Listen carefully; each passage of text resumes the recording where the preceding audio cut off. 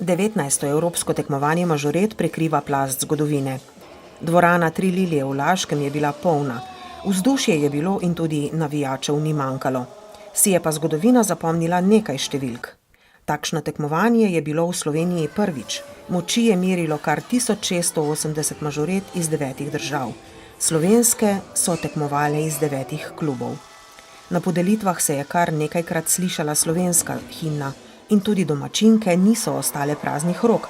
Skupina senior se je okitila z bronastimi medaljami. Čeravno je pred domačim občinstvom nastopati najtežje.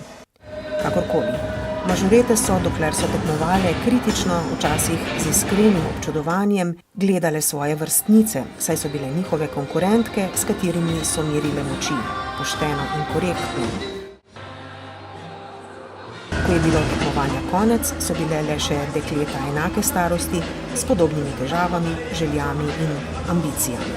No tokrat so svoje dodali še sodniki, ki so sodili kakor pač so. Na zadnjo besedo bo treba še počakati. Škoda le, da je to še eno področje, kjer odrasli svoje mišice merijo na otrocih, ki tudi v tem primeru niso bili nič krivi.